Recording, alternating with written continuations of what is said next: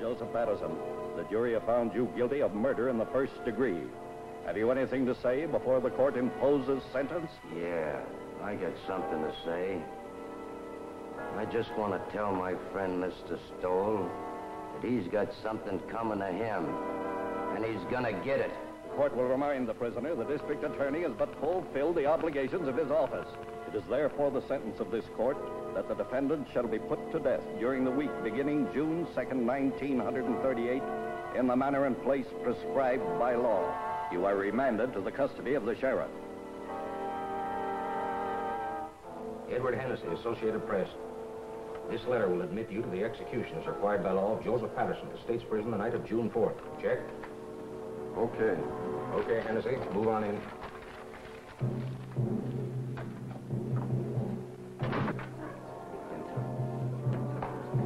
Better save some of that till you come out. Well, boys, it looks like Patterson's going to get it all right. Yep, he gets it this time. The DA sure killed the reprieve.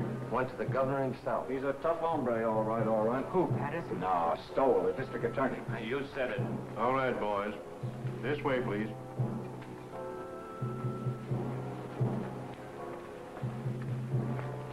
Is it true that they smoke when Don't think about it, Sonny.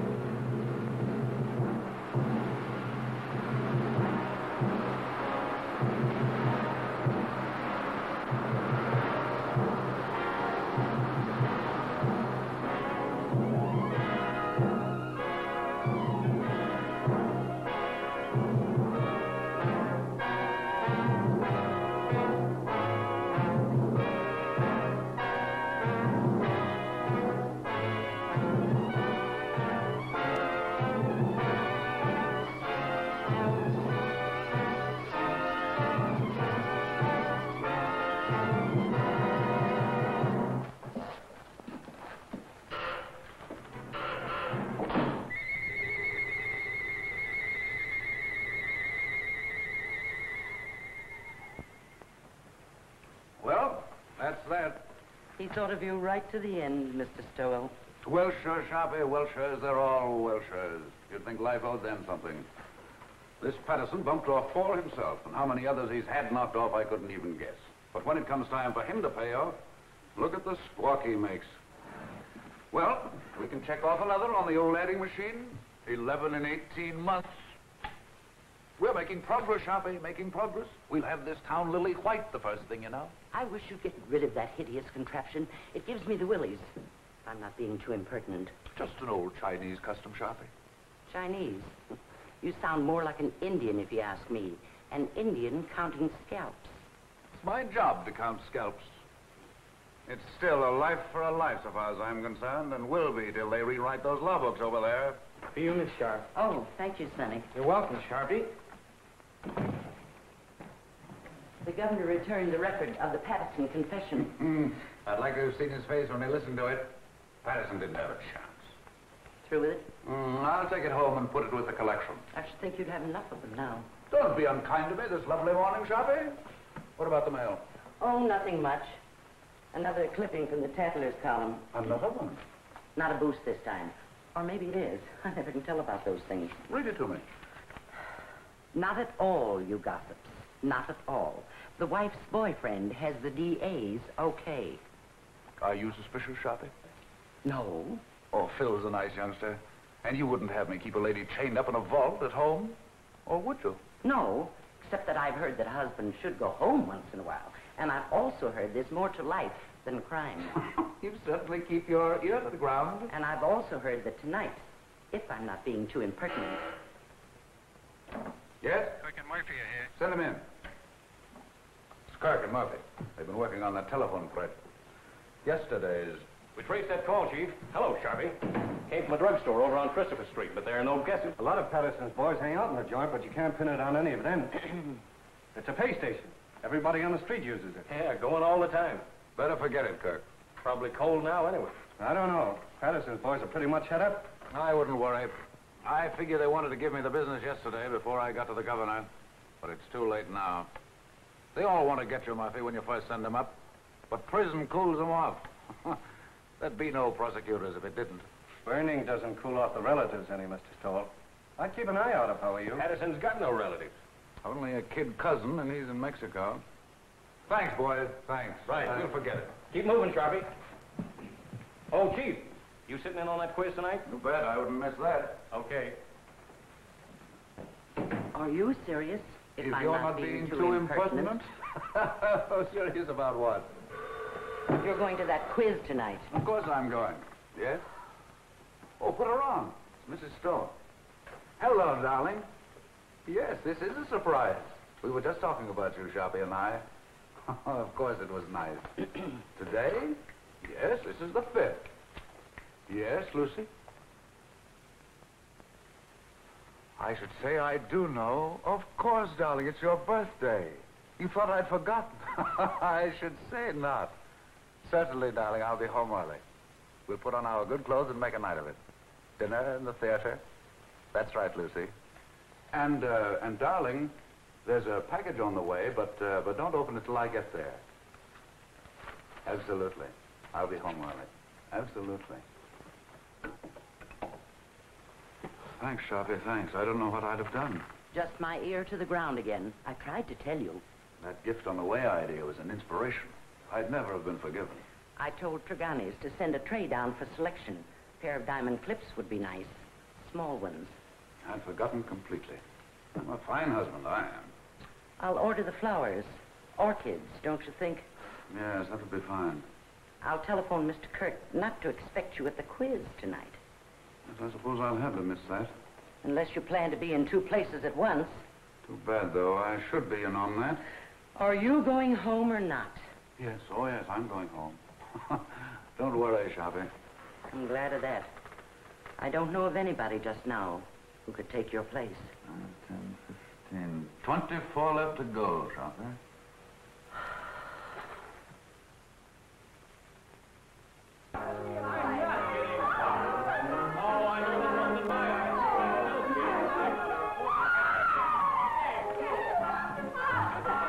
You want a drink, Phil? Oh. Yes, I need one. Me too. I get worse every time I play. You couldn't. Don't let him kid you, Liz. Thank you, Creola. I didn't know, Miss Stowell, if you wanted the ice melted or not.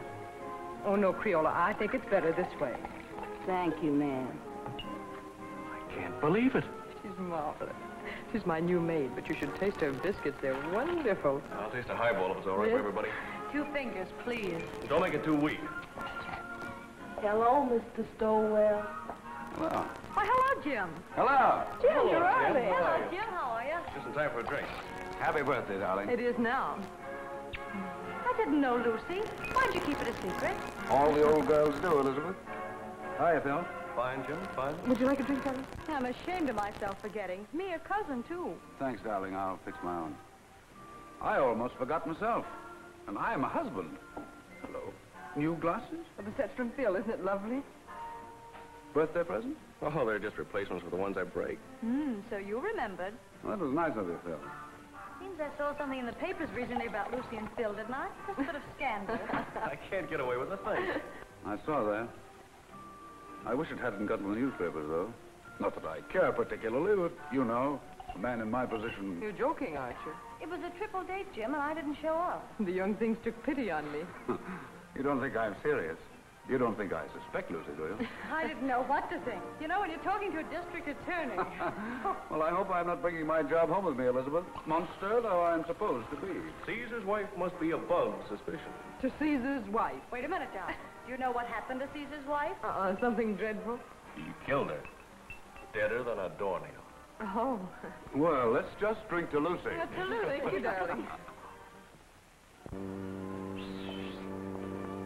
Hey, Mr. Stowell. Yes, Creola. Telephone. Who is it, Creola? Who is it? It's the gentleman who works in your office, Mr. Stowell. It's Mr. Curry. Oh. Oh, please, Jim. Oh, of course, darling, of course. What's the matter with me? Tell Mr. Kirk I'm not in. And Creola, I'm into nobody from now on. Understand? Nobody. Yes, sir. I understand. You just ain't in. I still don't believe it. Sometimes I wonder if Jim is my husband or just district attorney. How goes it at the university, Phil? I'm on my last postgraduate course right now, political science. Do you know, after this, I'm afraid I'm going to have to go out and go to work? He hates to give up watching football practice. Come on, Einstein. We've got to go. I'm going to make him study tonight or bust. Let's bust. A great, big, beautiful bust all over town. What do you say? Oh, you ninny, come on. Thanks, Lucy, for the game and the drink. See you soon. Bye-bye. Happy Goodbye, birthday. kid. Thank you. Good-looking pair of kids. Nice, too. I wonder if they'll ever get married. Mr. Stowell, I told the gentleman you said you wasn't in, but he didn't believe me, Mr. Stowell. He says to tell you it was important, and to tell you that the cousin from Mexico was in town. But he didn't say what cousin, Mr. Stowell. That's all right, Crayola. Thank you. You're welcome. What does that mean, Jim? The cousin from Mexico? Nothing at all. Kirk shouldn't bother me here with details. Well, we'd better go along then. We'll have to hurry if we're going to dress. There's no place to hurry to when I'm with you. Darling.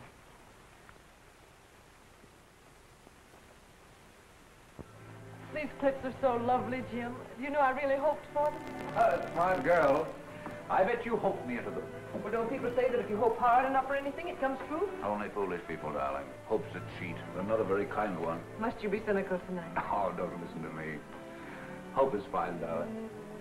But having is so much better. Nice husband. Oh, now you make me feel uncomfortable. I've got a confession to make. The clips weren't really my idea. No, Sharpie thought of it. In fact, Sharpie thought of your birthday. Oh, Jim. Oh, it's the awful truth. I forgot. Well, I wouldn't let it bother me. Sometimes I wonder how you manage to remember as many things as you do. And you're the only thing in the world really worth remembering. That's nicer than any present, Jim. Except I didn't remember. But someday I will. Someday I'll stack up all the things I've forgotten in one huge celebration for you. And will that be a day? This day, this nice small day is all right. Just having you home again like this is enough. I haven't been anywhere. I know, but it seems you're never home anymore. Never? Well, almost never. At first, I used to be able to console myself by saying, your husband's a great soldier. He must be off to his wars. But lately, it's been harder and harder making it work. I don't seem to be able to console myself that way anymore. I just want you with me, especially when it's getting dark. I suppose I'm just lonesome. Or maybe I'm afraid of ghosts. Just a minute, Lucy.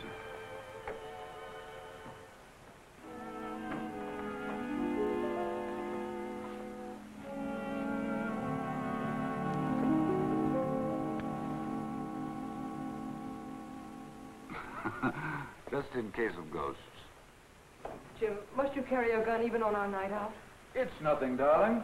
What the well-dressed man must wear. That doesn't sound like you, Jim. I know you're just trying to put my mind at ease, but you didn't used to joke about things like this. It's nothing, Lucy, I promise you. But it isn't nothing. When you scolded Liz this afternoon when she was joking about Phil and me, you said you didn't want to bring your job home with you. Now you are bringing it home with you. You really mean it, Lucy? Well, look, Jim, we can't even go out on a birthday celebration without your being armed. I'm sorry, Lucy. But it isn't as serious as you think. The gun has made everything sort of melodramatic. But I didn't realize that I was bringing the job home with me. Sharpie accused me of it, but I wouldn't listen. I've been wrong. I stand convicted. Pardon me, Governor, and I promise it won't happen again. But it isn't just the gun, Jim. I know, darling. It's me. It's the job. It's everything about me. Yes, Crayola? These just come. Orchid. Oh, this is my birthday. Jim, you're a darling. You're a considerate, impeccable husband. And I'm ashamed of myself for saying the things I did a few minutes ago. Now I'm caught again. Caught? Sharpie thought of the flowers, too. Oh, dear. Well, anyway, this is my birthday. I'll try to think of something original before the evening's over now.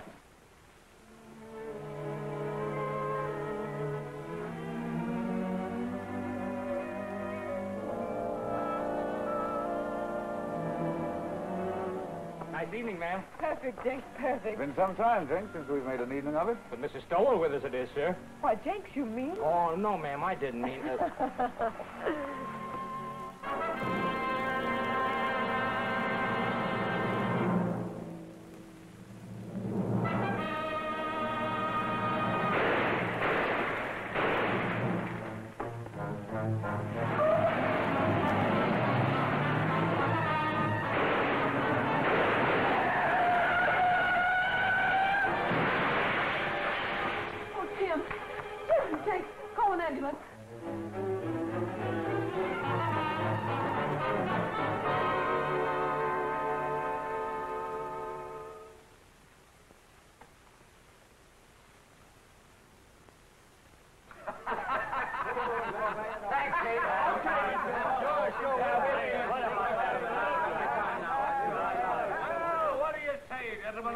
giving a dead man a break. And let it show on the front pages. You're marvelous, Jim. You couldn't have done it better if you'd planned it. It's a great break. And all for a nick in the elbow. That's luck, man, and you deserve it. I'd like to have quizzed that kid before he died. Cigarette? I never use them. No, Jim, it's better the way it happened. It's a closed book. We've had enough Patterson. I'd like to have had those newspaper boys in here last night when they were operating. You looked good and sick. The doc wouldn't stand for it. Oh, we'd have had a great break in the morning papers. Well, the afternoon papers are not to be sneezed at in this town. No, sir. If this were election year, we could snap you right into City Hall. Easy, just like that. Thanks, Dan. Thanks, nothing. I'm doing you no favors I'm not doing myself. Well, you got this town by the ear, sir, by its long, hairy ear. You're a hero, that's what you are. Well, goodbye, Jim. I'll be in later with the papers. Right. See you later.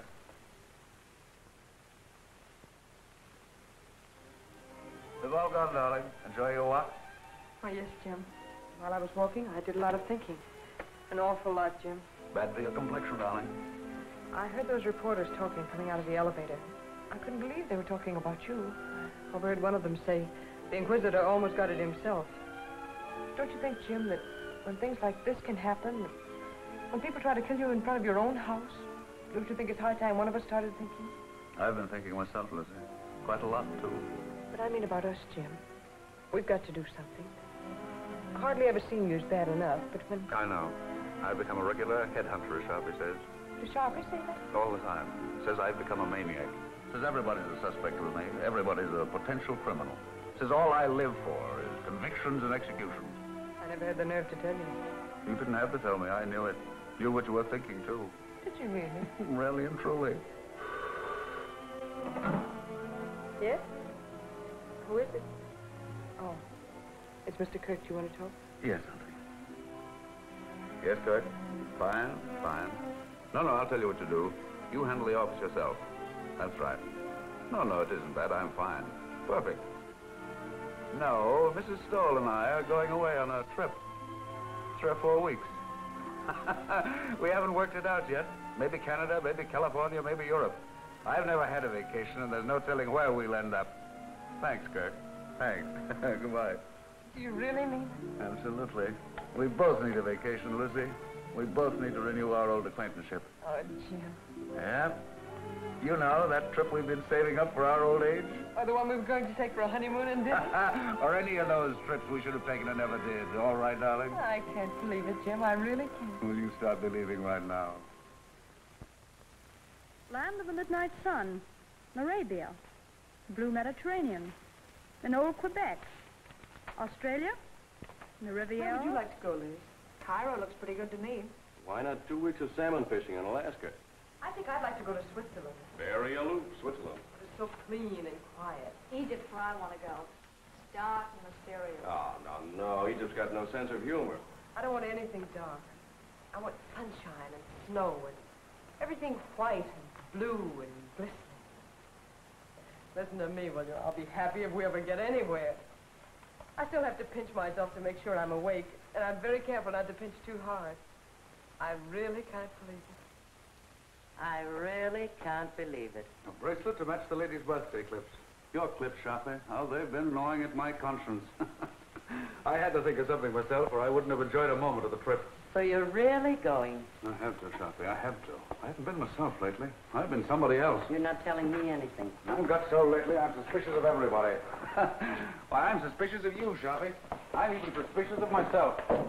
I third-degree myself. I put myself on the stand.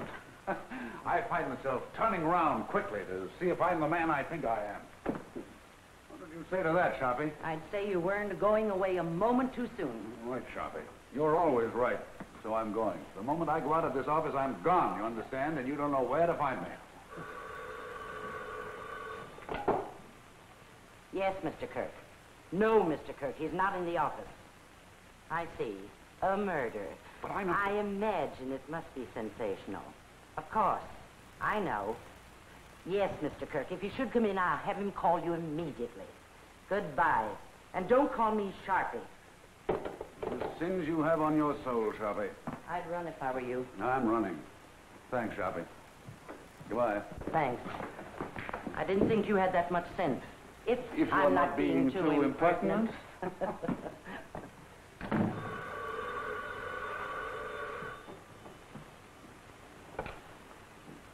Sorry, Mr. Stoll's not in the office, and I don't know where to find him. Oh, it's the police headquarters. I'm sure it must be very important, but I have no idea where to find him. So sorry. So very sorry. Goodbye.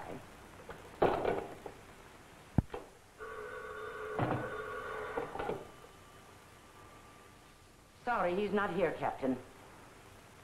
Oh, the McAllen murder. That is important. But I don't know where to reach him. You see, Mr. Stoll's gone away on a vacation. I'm so sorry. So very sorry. Goodbye.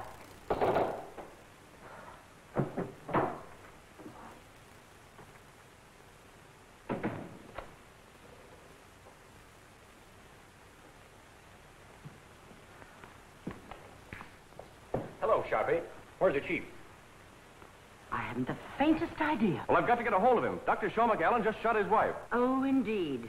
Scoop Kirk. Well, it's the biggest thing that's broken around here in years. You know him, Sharpie. The Pittsburgh McAllens. Millionaires. He teaches up at the university. I'm sorry, Mr. Kirk, but Mr. Stowell is away on a vacation. Well, he can't have gone very far. He was here half hour ago. I know, but he was moving mighty fast. Yes, Lieutenant, what can I do for you? I wondered if you had located Mr. Stowell yet. He's gone. Sharpie says he's gone on a vacation. Oh, that's too bad. To bringing McAllen over here, I figured Jim would want to question him. He won't open his mouth. Well, I'll question him. What did you pick up, Fred? Oh, the same old story. He was crazy about her and found her with another man. You know, I remember something about her. Didn't his family kick him out when he married her? Without a cent.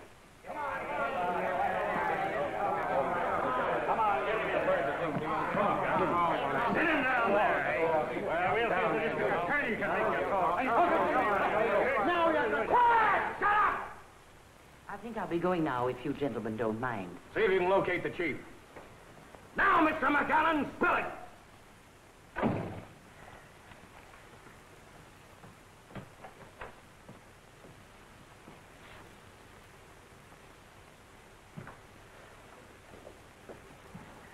Lock up when they're all through, Pinky. And put the cat out. Okay, Sharpie.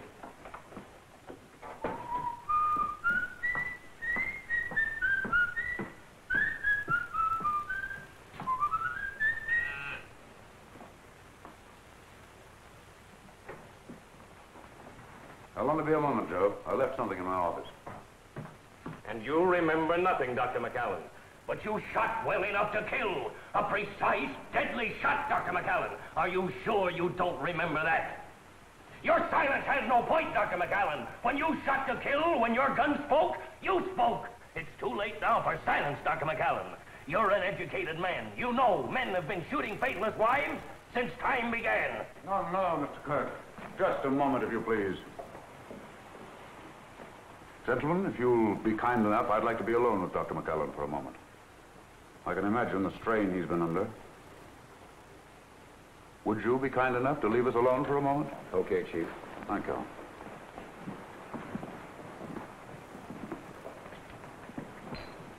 I'm sorry, Dr. McAllen. We've been so inconsiderate. Sometimes my men allow their ambitions to run away with them.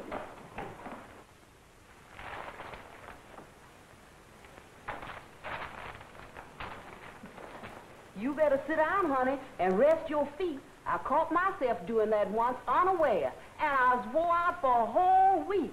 Now, that's bad. You may not never get over it. It'll do you good to get the whole thing off your chest. There's no use of talking, Mr. Stoll. There's no use of anything now. Would you like a cigarette?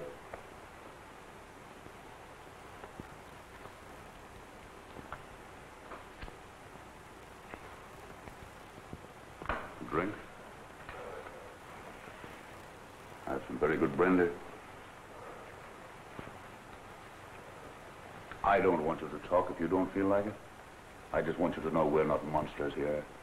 We're just human beings like yourself. They can do what they want with me. It doesn't matter anymore.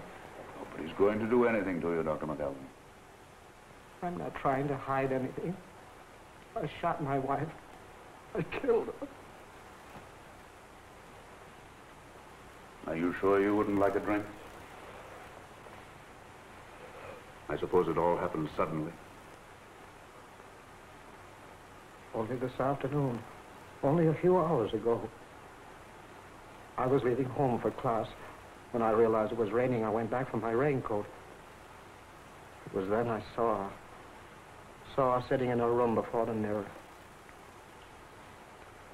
Never had she seemed so beautiful. Sitting there in the dark with only the two small lights on her dressing table burning, powdering her neck and shoulders, smiling and humming, happy with herself. Never had she seemed so beautiful as at that moment, with the mirror light shining up on her face and the rain beating on the window behind her. All husbands have moments like that. And at that moment, I realized how terribly I'd neglected her. Oh, I know it sounds horrible now, but it was for her sake I neglected her. For her sake, I worked, studied. I wanted her to have good things, and we were poor, very poor. I understand. You watched your wife before the mirror. And as I watched her, I said to myself I would never neglect her again. And then I tiptoed across the room to the dressing table. With her humming, she didn't hear me. I leaned down quickly and kissed her. Instantly, the moment I kissed her, she shivered. Her flesh became goose-pimply as with cold. I saw her face in the mirror looking up at me, and all its happiness was gone. On it was a look of revulsion. I was speechless, stunned. I see. The Japanese have an expression. A woman tells the truth to her mirror. And then she recovered and looked up at me and laughed and said, "You should know better than to ruin a lady's makeup." She began to powder the spot on her neck where I'd kissed her. And she got to her feet and kissed me on the cheek. "I've got to run along," she said. "I'm playing bridge at Sonia's. I'll see you for dinner." She ran out. I stood, still speechless, and watched her go. I see. And that was how it began. My brain was on fire. I was sure there was only one explanation. She was making herself beautiful for some man, and she was going to him. She wasn't going to Sonia's. I followed her in the rain. And what finally happened, Dr. McAllen? I killed her. I know, but the circumstances. It's all unreal to me. All blurred. I was blind, insane. I saw her enter her house. I went to a window. I saw her run into a man's arms. The fire in my brain became a fury. I didn't realize I'd drawn the gun. I didn't realize I'd fired it. Until I saw her body crumble to the floor. And then I knew I'd killed her. In that instant, I knew I'd lost forever the one thing in the world I loved. It's my fault. My stupidity. My neglect.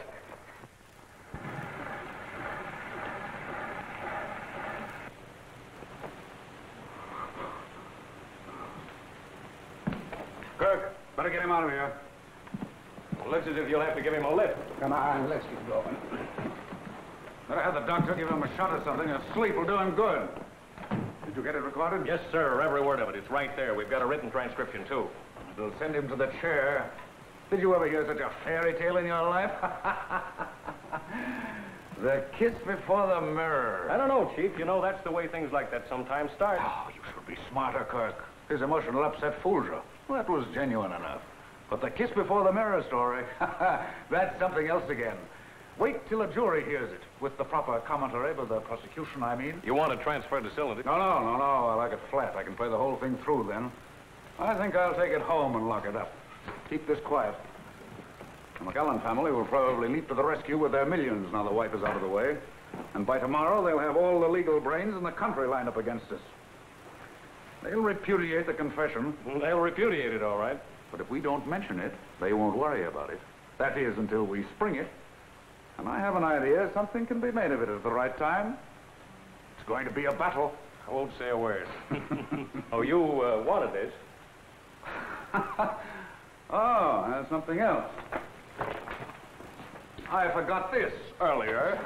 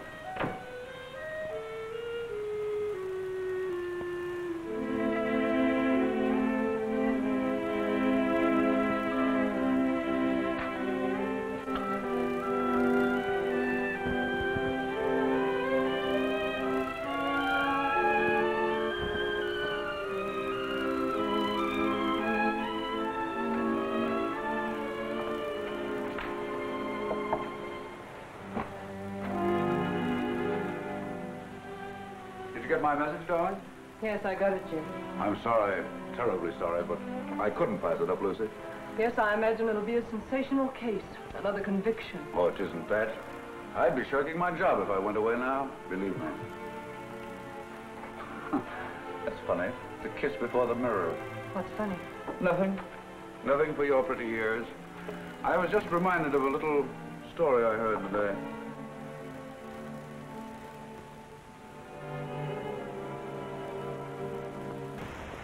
Dave Morrow to defend McAllen. Famous criminal lawyer engages family rallies to professor's aid. So they've hired Dave Morrow. From McAllen, millions begin to talk. Believe me, they'll have to talk pretty loud. Boys down the street this noon are saying he'll buy his way out. Now, I'd like to see someone try it. This is one case I'm going through with to the limit. I can understand some bohunk full of booze on a Saturday night cracking another mug's skull over a crap game. But these polite, sensitive murderers, these sophisticates like McAllen deserve no quarter. And they'll get none from me. Imagine a responsible, intelligent, educated man killing another man. Oh, I've known a lot of men I'd like killed. Oh, I'm serious, Dan. You wouldn't do it. I wouldn't do it. And the last thing either of us would ever think of doing is killing a woman. Crimes of passion, psychologists call them. Crimes of decadence, I call them. Luxuries, indulgences. Yes? Kirk is here. Send him in. Well, Jim, I've got to run.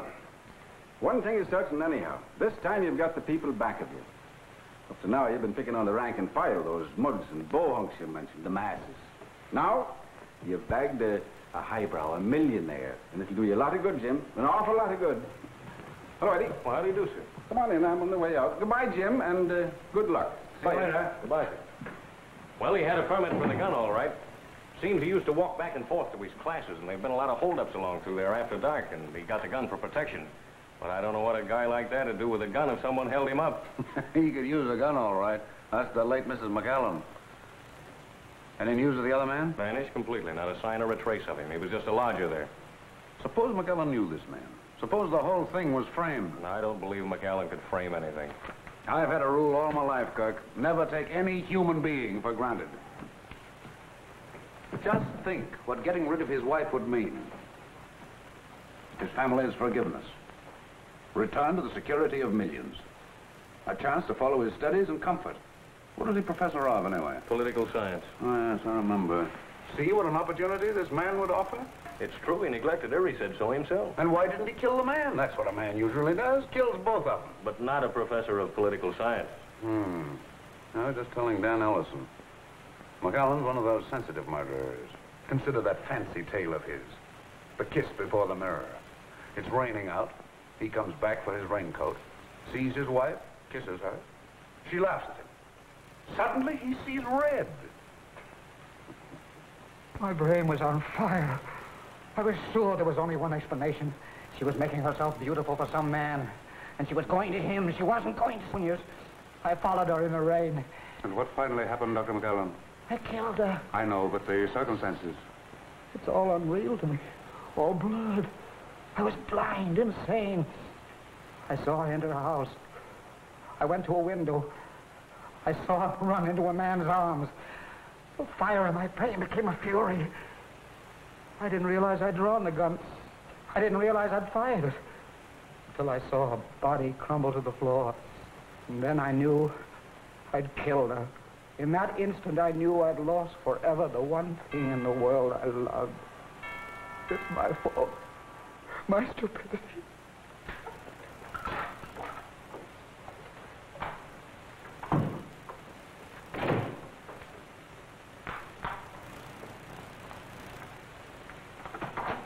Oh, hello, Phil. Hello, Lucy. Say, what's the matter with you? You look as if you'd seen a ghost. A ghost? Well, maybe not a ghost, but a boogeyman anyway. Oh, no, I've just been sort of moping around. No fooling now. What's the matter? Nothing, just these early summer evenings, I suppose.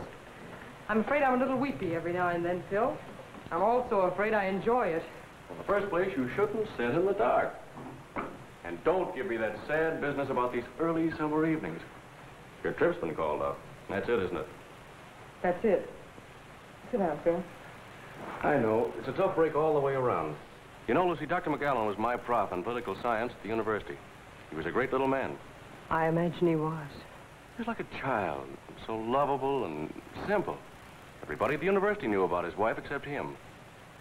I wonder how he came to find it out. Let's go out on the terrace. It's so close in here.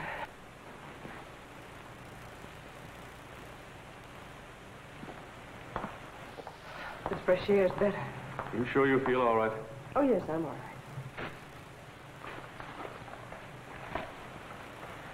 It was Dr. McAllen I came over to talk about, but perhaps I better let it go. You seem to have enough bother. Oh, go ahead, Phil. I'm fine now.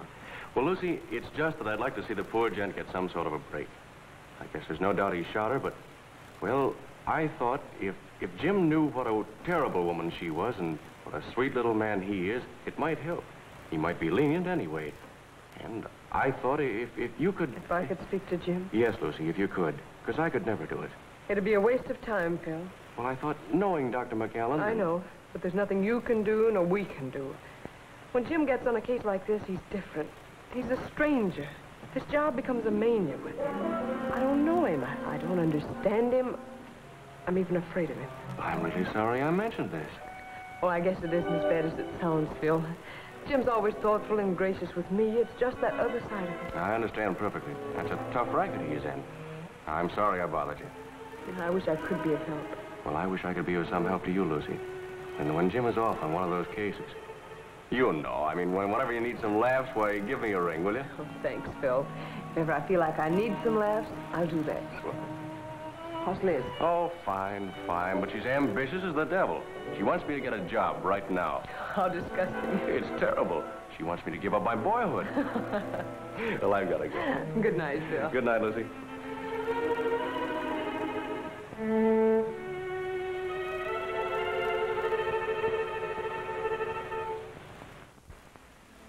Oh, I didn't know you were here, Jim. How long have you been home? Just a few minutes. Out for a walk. No, Phil dropped over. We've been out on the terrace talking. Phil likes the dark, too. Writing poetry, I suppose. Oh, no. Phil's one of our young realists. He lives a sort of poetry, though. Limericks, I imagine. No, popular songs. Gay ones, bright ones. How's Elizabeth? Oh, she's fine. Phil says she's ambitious as the devil. She wants him to give up his boyhood. He couldn't mean his childhood, could he? What's the matter with you, Jim? No. Why? Talking like that. You like Phil, don't you? You always have. Of course I like Phil. It's just my evil nature, darling. I was so disappointed not to find you here. I'm afraid I'm old-fashioned. I want my woman in the house when I come home. What's got into you, Jim? I was here. Yes, I know. I guess it was just when I found you here with Phil, I was... You don't mean jealous, do you? No, not jealous. Envious. I envied him. I envy anybody who has a single moment of your time. I envy them your eyes, your voice, your presence. I even envy them your shadow. Do you know the other morning when you told me of some wild dream you had that night? How you'd gone to a masquerade and I wasn't there? Do you know, I was furious. Furious because I wasn't there in your dream. Furious with all the people who were. I didn't say anything about it, but it wasn't until I got to the office that I was myself again. Charlie's right, Jim. You are going crazy. With worship of you, darling.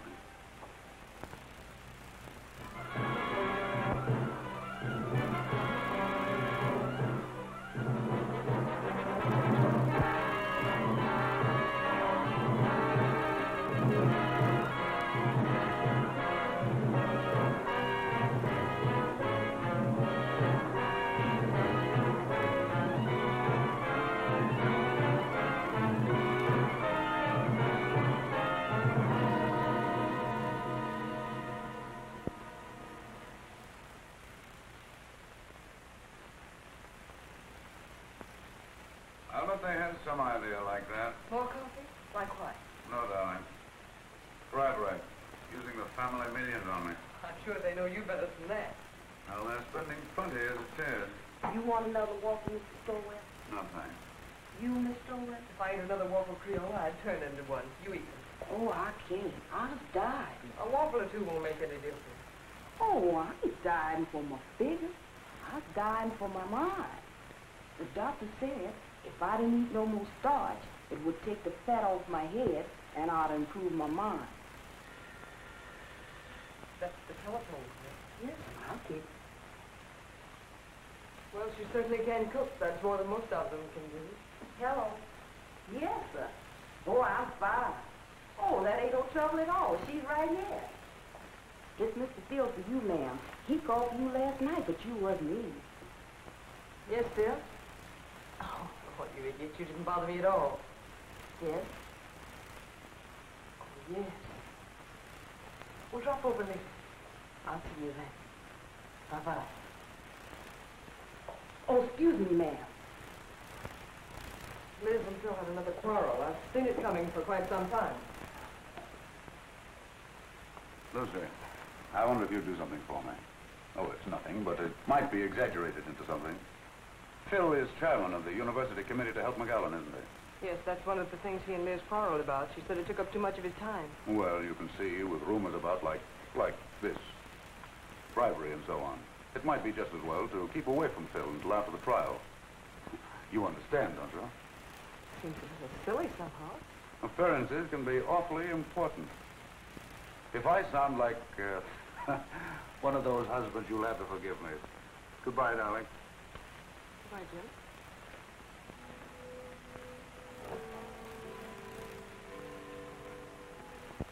No, Dave, the job was premeditated, and I'm pretty sure I can prove it in court. Aren't you going just a little bit out of your way, Jim?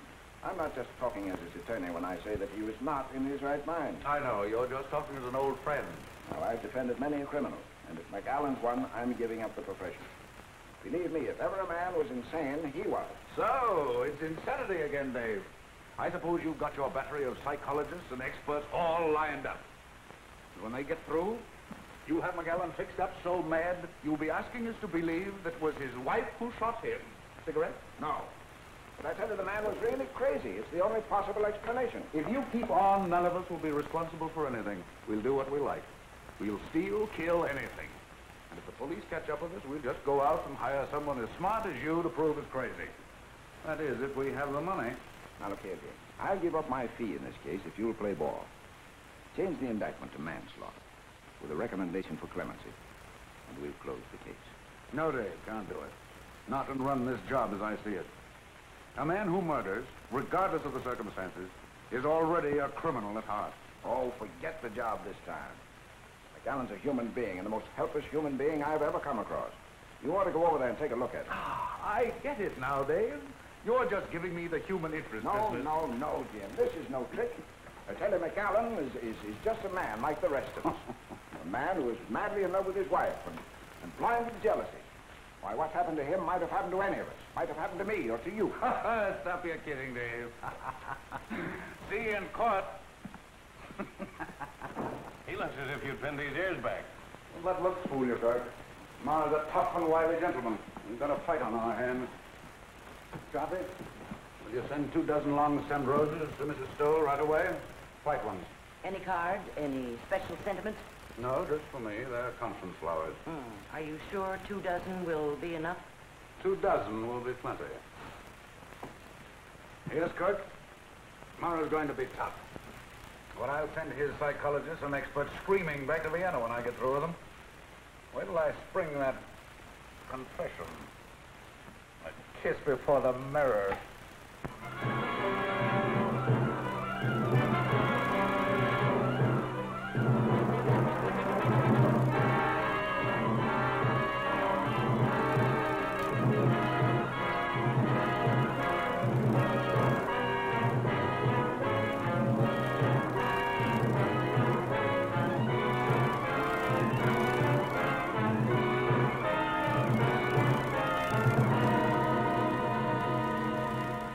You admit, then, that you neglected your wife? You saw little of her? You were too busy with your humanitarian studies, your plans for a better world. I must ask you again to answer yes or no. Yes. Thank you. Did your plans for a better world include, by any chance, better consideration for your wife? I object, Your Honor. The question is irrelevant and interfering. Objection sustained. The district attorney will please control his sarcasm. You are a professor of political science at the university. Is that right? Yes. Your students loved you, liked your courses. I think so. You spent a great deal of your time with them, long hours after class and in the evening. Yes. And when your students were not with you, your work was with you, night and day. Is that not right, Dr. McAllen? Yes.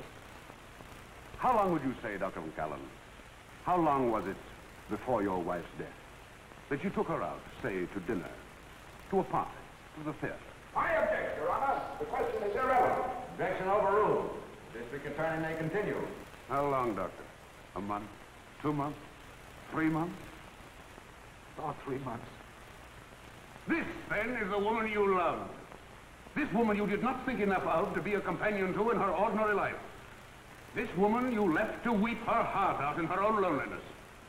This is the woman you say you loved with a passion when a madness that drove you to kill? I object, Your Honor. I object. Order! Order! Ladies and gentlemen, be seated. Order! Evening paper, ma'am. McAllen collapses on the witness stand. Thank you, Creole. You're welcome. Cracked after 2-hour grill by District Attorney Stone.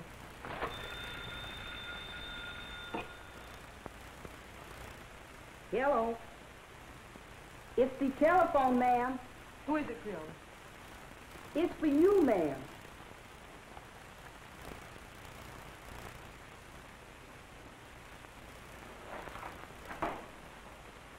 Yes? Oh, yes. Oh, yes, I'll be over as soon as I can.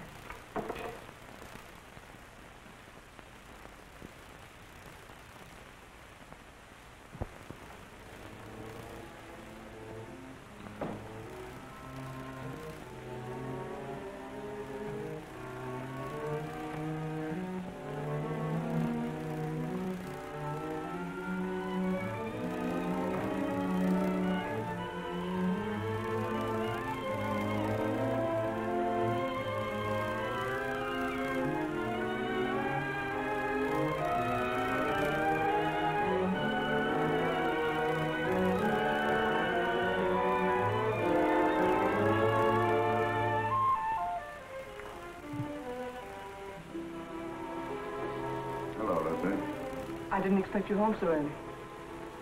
I've had one of those days. Yes, I know. I read it in the paper. Sort of a Roman holiday, wasn't it? You shouldn't read the papers, Lucy. They're not for your pretty eyes.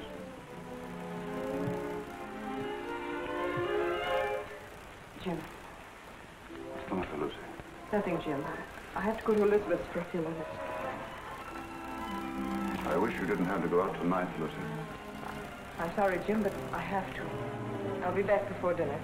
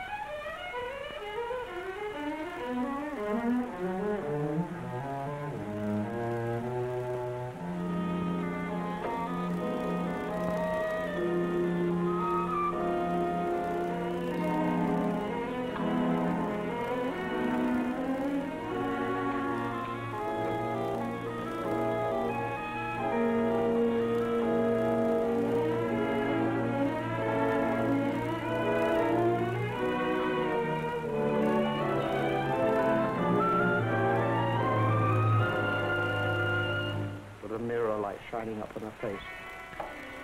I leaned down quickly and kissed her. Instantly, the moment I kissed her, she shivered. Her flesh became goosepimply as with cold.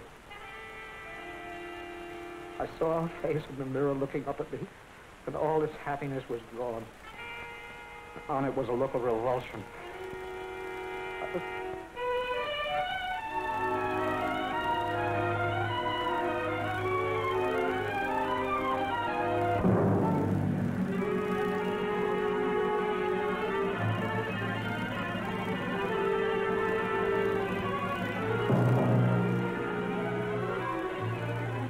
wait.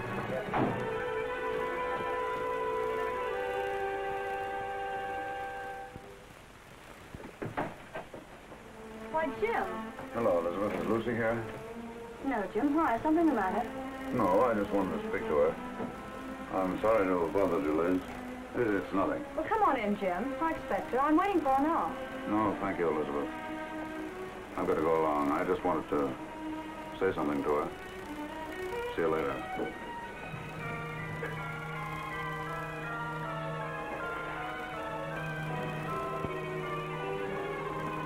406 Maple Drive. Yes.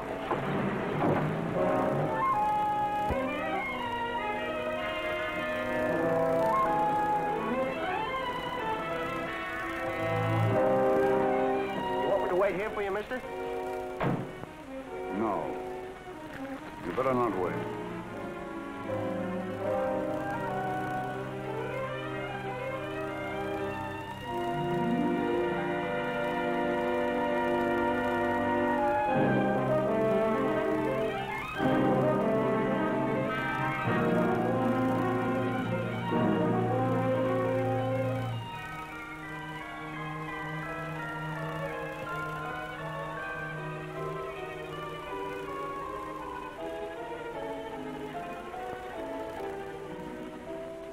So beautiful for some man. She was going to him. She wasn't going to Sonia's. I followed her in the rain. It's all unreal to me. All blood. I was blind, insane. I saw her enter the house. I went to a window. I saw her run into a man's arms. Fire in my brain became a fury. I didn't realize I'd drawn the gun. I didn't realize I'd fired it. So I saw her body crumble to the floor.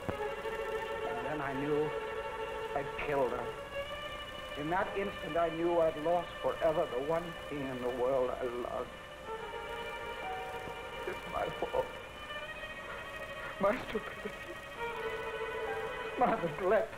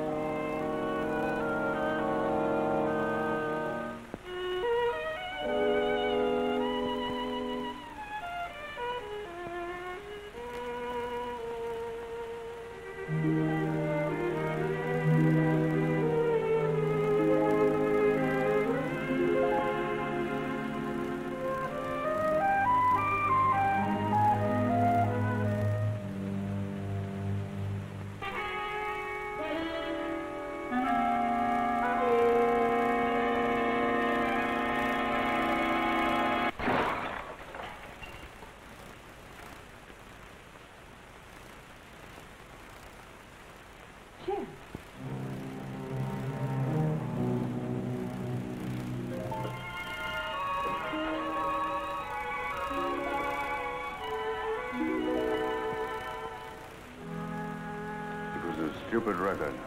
I should have bought some new ones. Liz said you were looking for me. What is it, Jim? Nothing. Nothing much.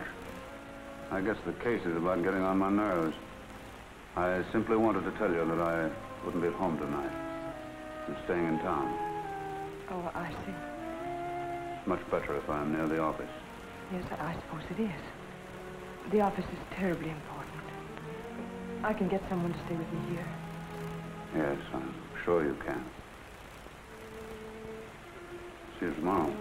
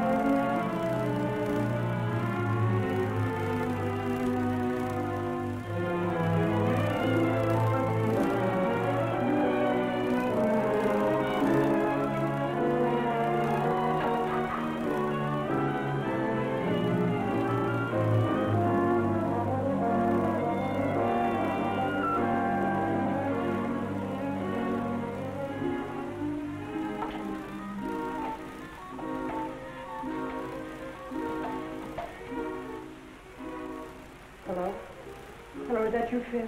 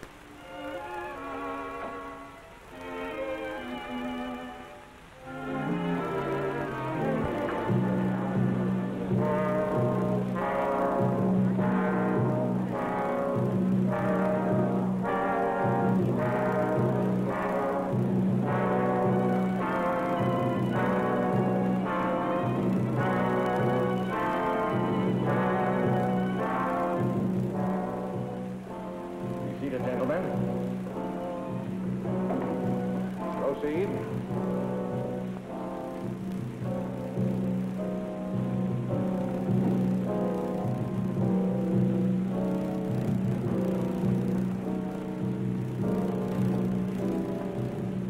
Chief.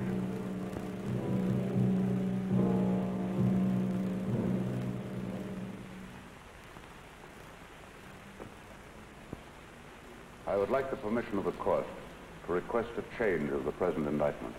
In the form in which it was returned? In its form and in its intention.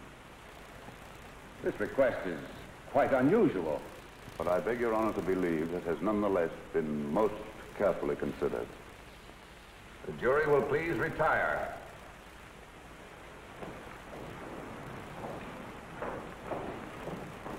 What's the matter with Stoll today? Can't figure it out, unless he's got a new act. He looks as if he's ill. I do hope nothing's happened to him. This is the only day I can come. Here's where he pulls something out of his sleeve. The state has come to the belief that the indictment of murder brought against the defendant in this case was not fairly and justly conceived. The attorney for the state has come to the belief that he acted without premeditation. If it please the court, the state recommends that this indictment of murder be amended to a charge of manslaughter.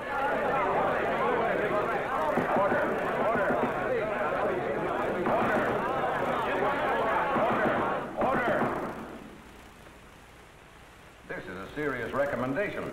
May the court ask what consideration led the attorney for the state so to change his conviction?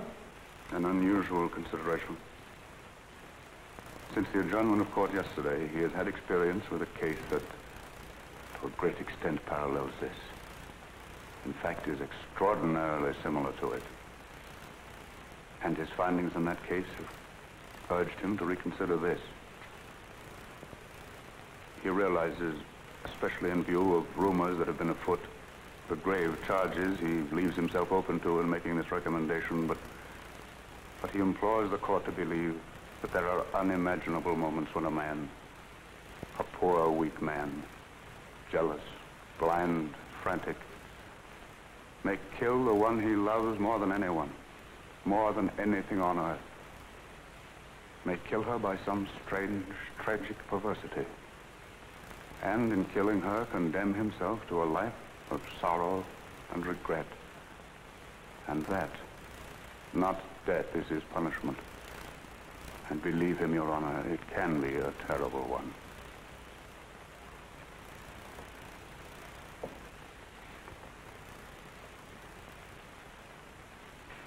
I see. I see. Please have the jury return. The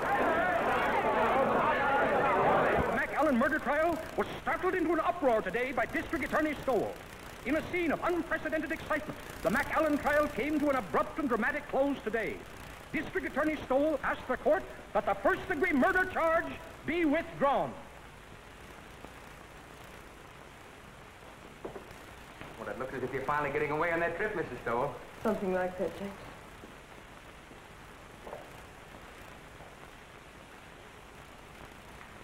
Miss Stoll! Miss Stowell? That's it, Creola. Mr. Stowell just let that McAllen man go. He let him go? Yes, something like that. You just come on in and listen, Miss Stowell. For the alleged vice players, surprise the spectators and the court by asking that the first-degree murder charge be dismissed. The jury, following Judge Forbes' instructions, immediately returned a verdict of manslaughter with a recommendation for clemency. The penalty calls for from 10 to 20 years. District Attorney Stoll has blankly refused all further discussion of the case. We will now continue with our regular program. I thought sure they was going to electrify him. Thank you, Creola. I learned a lot just sitting here on my day off, improving my mind.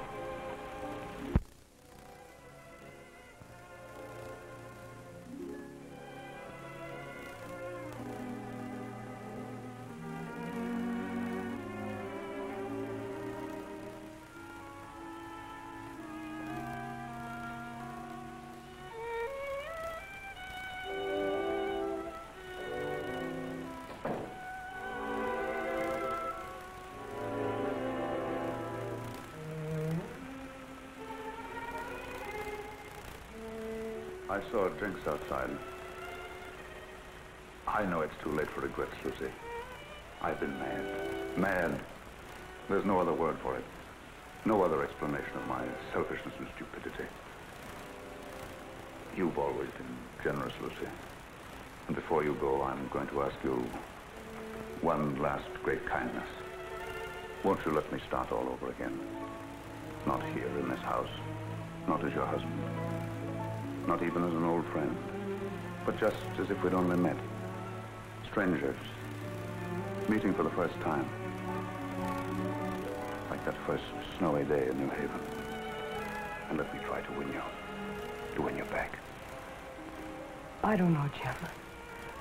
When you walked out last night, it seemed that your job, the prosecutor, had won. Believe me, Lucy, I didn't know.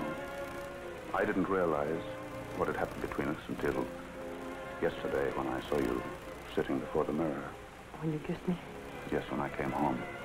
I hated you then. I just read your cross-examination of McAllen and how he collapsed on the witness stand. And you seemed to me more of an executioner than an attorney. I know.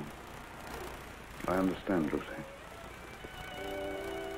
And afterwards, when you left the room, I realized the truth for the first time.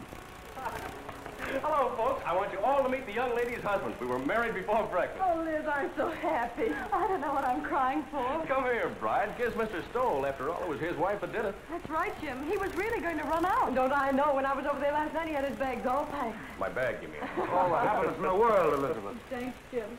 I don't have to wish you happiness, Phil. You have it. Thank you, Jim. I hate to admit it in front of two women, but I think you're right. Thank you, sir. Oh, Jim, isn't there a bottle of wine on ice? Not now, Jim. Save it until we get back. Come on, Vixen. We've got to run. On to Niagara Falls. To Niagara Falls? Phil insists. He wants to be different. We're going to drive up in the flivver, and I tie the tin can and ribbons out all by myself. And he's made one of those just married signs, too. Didn't I read somewhere about the bridge over the falls being done? Well, we can still send postcards. That was a marvelous thing you did today. You're a great man, Jim. Hardly. I just came to my senses, that's all, Phil. Well, come on, Liz. We've got to be moving. Well, goodbye, Phil. Goodbye, Jim. Goodbye, Lucy. Goodbye. Good luck. Thanks again, darling. Forget it. Ring us up when you get back. Come on, Mama. We got to go. Don't call me Mama. I don't like it. Well, you better get used to it. Hello. It's the telephone, Mr. Stowell. Who is it, Creola? It's that Mr. Allison from the office, and he said it was most urgent. No, Dan. Well, I've had enough of the job. Enough for a while, anyway. That's right. No, I won't do it. No, I'm not resigning, Dan. The job's all right. The trouble's with me. I've just got wise to myself. But, Jim, the newspaper boys are packed outside, and there's some pretty nasty talk going around. Yes, bribery. The McAllen millions, you know what I mean. Let them talk. Let them investigate. Let them do what they like. I'll take care of them all when I get back. Let me talk to Sharpie. Yes, Mr. Stowell. With the greatest of pleasure.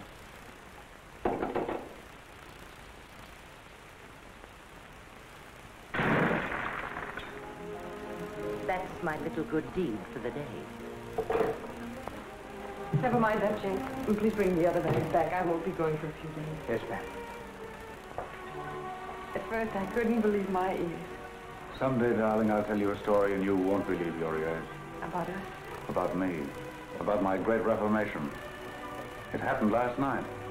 Tell me. I'll tell you on the boat for Europe, darling.